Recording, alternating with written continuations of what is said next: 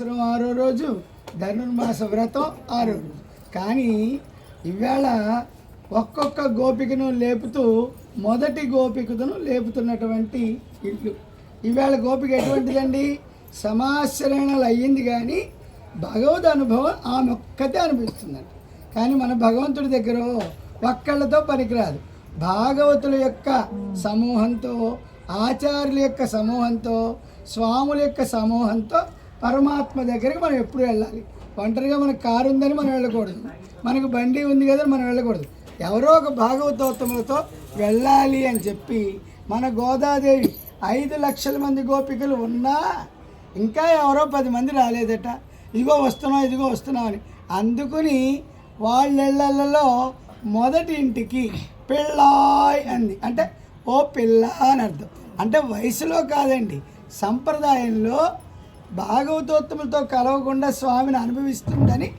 అందుకని చిన్నపిల్లతో మనం కూడా ఎప్పుడైనా సంబోధనలు అమ్మ, నాన్న, నాయనమ్మ, తాతయ్య, అమ్మమ్మ, చిన్నమ్మ, పెద్దమ్మ అవే నేర్పాలి తప్పితే ఏంటి. అందుకనే ఇవాళ మన అమ్మ ఏం చేసింది? పెళ్ళాయ్ అంది, ఓ ప్రేమగా అనమాట.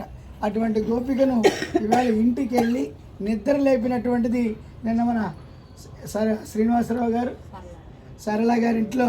మరి ఇవాళ నిజంగా సన్నివేశం గోదాదేవి దగ్గరుండి చేసుకుందామని మా శ్రీ ఆండాళి గోష్ఠి భవానీపురం వాళ్ళు అలా అనుకున్నందుకు, మీరందరూ చక్కగా ఏర్పాటు చేసినందుకు అటువంటి గోపికను చక్కగా నిద్ర లేపి మన యొక్క గోష్ఠిలోకి కలుపుకున్నారని, ఆ గోపికను నిద్ర లేపుతూ అమ్మాయి వాళ్ళు 3 శబ్దాలు చెప్పింది.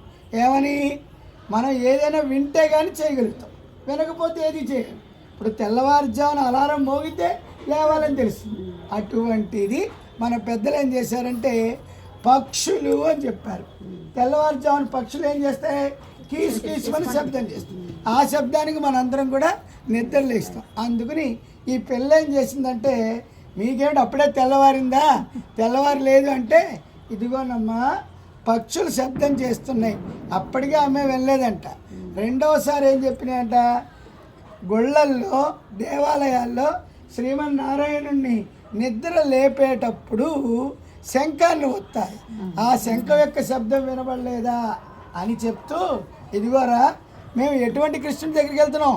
పోతన అనేటువంటి రాక్షసిని చంపినటువంటి కృష్ణ పరమాత్మని పొందటానికి వెళ్తున్నాం. ఇంకా అంతేకాదుట, శకటాసుర భంజనముడు అంటే ఏంటి? శకటాసురుడిని చంపినవాడు. అటువంటి శకటాసురుడు చంపినటువంటి కృష్ణ పరమాత్మని పొందడానికి వెళుతున్నాం అని చెప్పిన ఆమె నిద్రలేగలేదట. అప్పుడు 3వ గుర్తు చెప్పింది. అదిగో మునులు, యోగులు వీళ్ళందరూ కూడా ప్రొద్దున్నే లేచి హరి హరి అని శబ్దం చేస్తున్నారు.